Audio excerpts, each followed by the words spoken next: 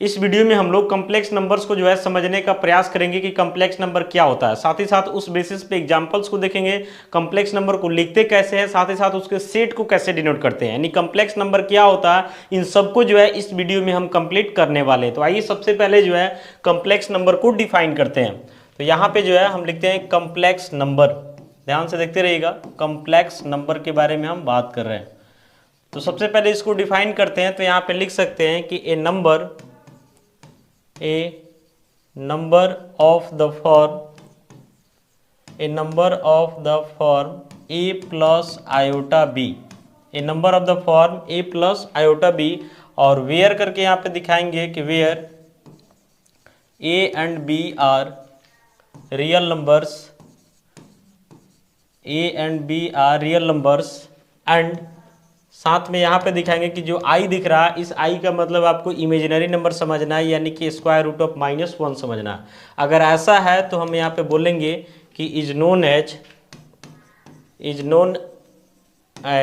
A complex number, is known as a क्या हो जाएगा, तो कॉम्प्लेक्स नंबर हो जाएगा। ध्यान से समझिएगा, बोल रहा है कि number of the form a plus iota b, इसमें a और b जो आपका दिखाई दे रहा है ये आपका रियल नंबर होना चाहिए। कोई भी रियल नंबर हो चलेगा, पॉजिटिव हो, नेगेटिव हो, जीरो हो, सब चलेगा। और यहाँ पे जो i दिखा रहा है, i जो है एक तरीके से इमेजिनरी नंबर है जिसका वैल्यू स्क्वायर रूट ऑफ -1 है। अगर इस फॉर्म में कोई नंबर आ जाता तो उस नंबर को कहीं ना कहीं हम लोग क्या बोलेंगे, तो कॉम्प्लेक्स नंबर बोलेंगे। तो आइए जो है पहले कुछ एग्जाम्पल लेकर के आपको बताते हैं। पहले शॉर्ट में जान लीजिए कि कॉम्प्लेक्स नंबर को लिखने के लिए जो है कहीं ना कहीं हम लोग जेड का यूज करते हैं, यानी कैपिटल जेड से जो है कॉम्प्लेक्स नंबर को लिखा जाता है। तो जेड इक्वल टू लिख रहे हैं यहाँ पे मैं complex number a plus iota b. Z equal to क्या लिख रहे हैं, a प्लस आयोटा बी। ध्यान देना है कि इसमें a और b जो आपका दिखाई दे रहा है ये आपका रियल नंबर है, और यहाँ पे जो i दिखाई दे रहा है ये आपका एक इमेजिनरी नंबर है जिसका वैल्यू क्या होता है, तो स्क्वायर रूट ऑफ -1 होता है। तो ये जो है कहीं ना कहीं जो है एक कॉम्प्लेक्स नंबर को इंडिकेट कर रहा है। अब यहाँ पे ध्यान से देखिएगा कि जब हम कॉम्प्लेक्स नंबर के सेट के बारे में बात करते हैं, जैसे मान लेते हैं कि होता है ना कि कैपिटल आर, तो कैपिटल आर का मतलब होता है कि सेट ऑफ रियल नंबर्स, यानी बहुत सारा रियल नंबर है तो उसके कलेक्शन को जो है कैपिटल आर से दिखाया जाता है। वैसे ही अगर हम बात करते हैं कि एन, तो एन का मतलब हुआ कि collection of natural number, W का बात करते हैं तो collection of whole number, capital Q का बात करते हैं तो रेशनल नंबर, क्यू डैश का बात करते हैं तो इरेशनल नंबर। वैसे ही जब हम कॉम्प्लेक्स नंबर का बात करेंगे तो इसको कैपिटल सी से दिखाया जाता है, यानी यहाँ पे हम लिख सकते हैं कि द सेट ऑफ complex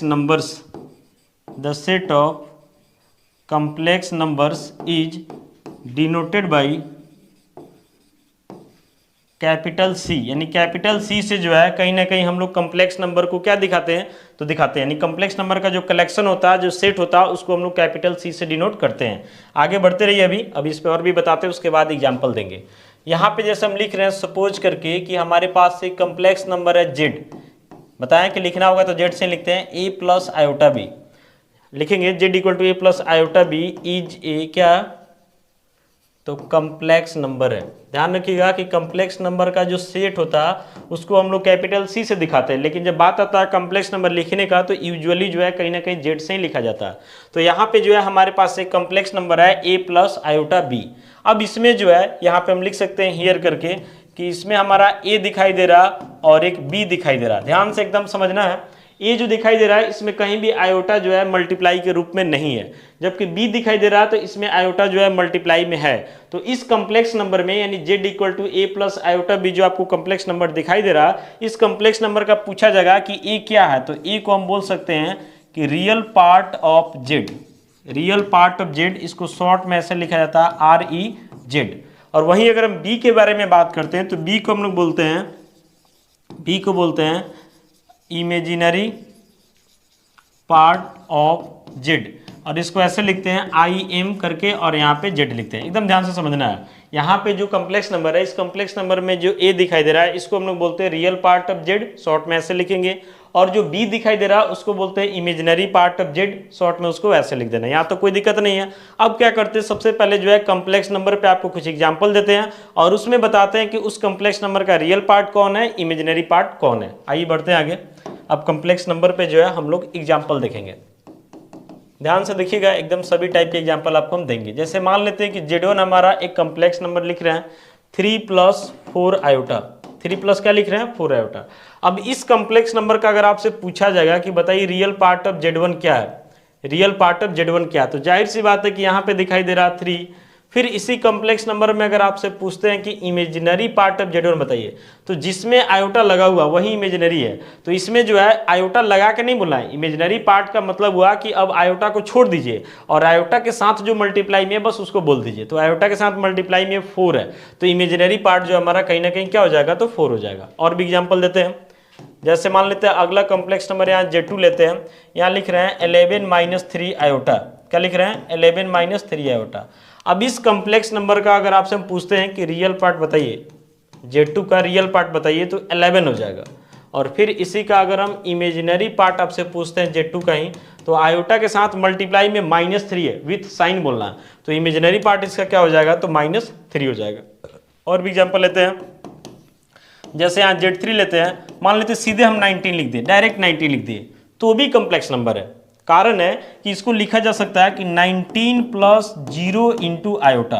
और जब आपको हम कॉम्प्लेक्स नंबर डिफाइन किए हैं तो वहां पे आपको हम बताएं कि a + आयोटा b के फॉर्म में होना चाहिए, और वहां सीधे ऐसे बोला गया कि e और b जो है रियल नंबर हो। कहीं मना नहीं किया गया कि a का वैल्यू 0 ना हो या b का वैल्यू 0 ना हो, ऐसा कुछ नहीं बोला गया।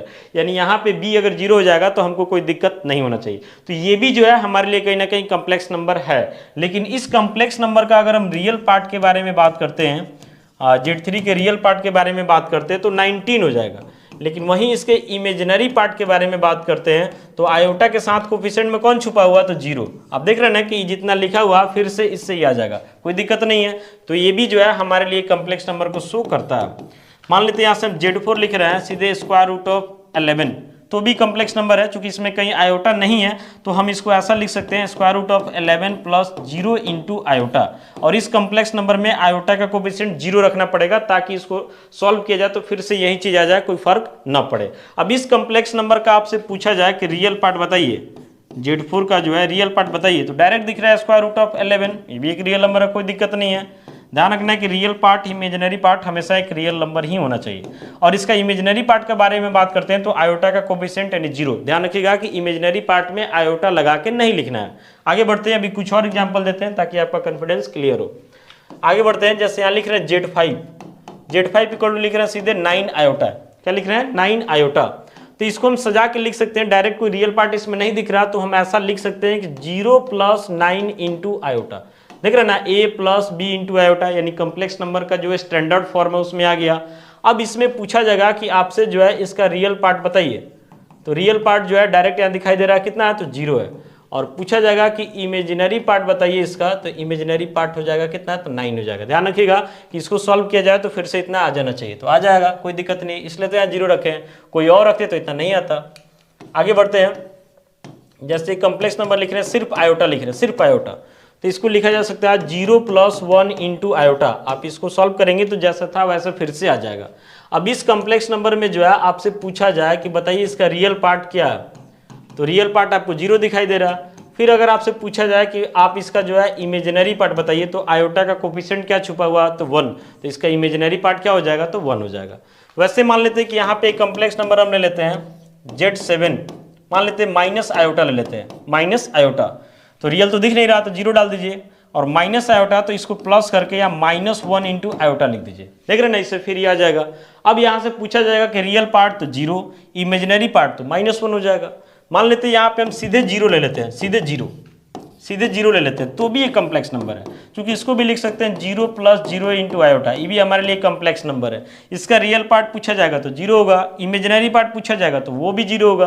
तो कहने का मतलब है कि अगर मान लेते हैं कि हम डायरेक्ट किसी रियल नंबर को लिख देते हैं, जैसे यहाँ -3 एक रियल नंबर है, 9 एक रियल नंबर है, 11 एक रियल नंबर है, √5 एक रियल नंबर है, तो ये सब भी जो है कहीं ना कहीं कॉम्प्लेक्स नंबर को इंडिकेट करता है। चूंकि इन सबको जो है कहीं ना कहीं a + आयोटा b के फॉर्म में जो है लिखा जा सकता है। जैसे यहाँ -3 है तो हम इसको लिख सकते हैं -3, आयोटा तो कहीं दिख नहीं रहा, तो 0 × आयोटा लिखने में क्या दिक्कत है, कोई दिक्कत नहीं है। 0 आप ले सकते हैं, आपको पहले बताया कि a और b कोई भी रियल नंबर ले सकते हैं, 0 भी ले सकते हैं, कोई दिक्कत नहीं है। a और b यहाँ दोनों 0 है, कोई दिक्कत नहीं है।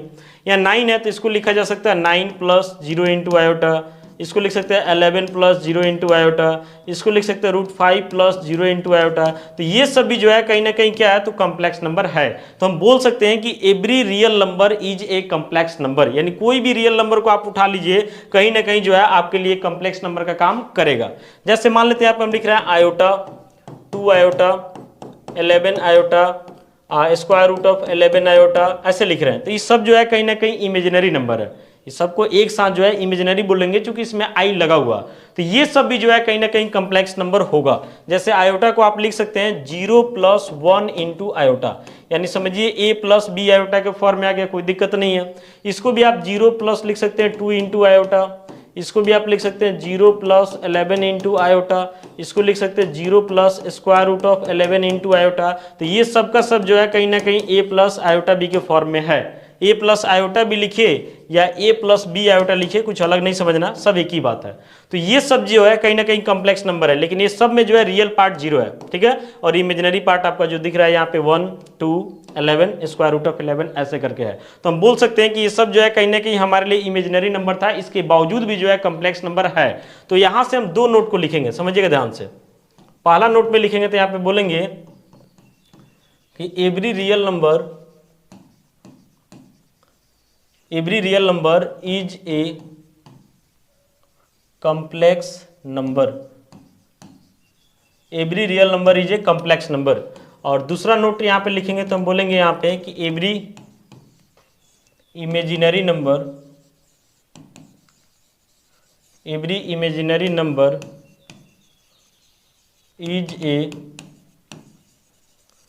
कॉम्प्लेक्स नंबर, यानी कोई इमेजिनरी नंबर है तो उसको भी हम लोग क्या बोलेंगे, तो कॉम्प्लेक्स नंबर बोलेंगे। नहीं, ऐसा समझिए कि रियल नंबर और इमेजिनरी नंबर का टोटल जो कलेक्शन है ये कहीं ना कहीं जो है कॉम्प्लेक्स नंबर कहलाता है। यानी कोई भी नंबर जो है कॉम्प्लेक्स नंबर से बाहर नहीं आ सकता। जैसे रियल नंबर के बारे में हम जानते हैं कि जो भी रेशनल नंबर है और इरेशनल नंबर है उसके कलेक्शन को जो है हम लोग रियल नंबर बोलते हैं। तो जाहिर सी बात है कि रेशनल हो चाहे इरेशनल हो, ये सब भी जो है कहीं ना कहीं कॉम्प्लेक्स नंबर में आ जाएगा, क्योंकि सारा रियल ही कॉम्प्लेक्स है। तो जाहिर सी बात है कि रेशनल और इरेशनल इससे बाहर नहीं जा सकता है। यानी कुल मिलाकर ऐसे समझिए कि आप जितना भी नंबर जानते हैं सारा नंबर जो है कहीं ना कहीं रियल नंबर और इमेजिनरी नंबर के अंतर्गत आता है, यानी सबको जो है कॉम्प्लेक्स नंबर बोला जा सकता है। तो इस वीडियो में हम लोग देखें कि कॉम्प्लेक्स नंबर क्या होता है, उसको कैसे डिनोट करते हैं, उस पर एग्जांपल देखें। बाकी आगे वीडियो में जो है और भी कंसेप्ट को हम लोग देखने का प्रयास करेंगे। कमेंट करके अपना सुझाव जरूर दीजिएगा। मिलते हैं अगले वीडियो में। Thank you.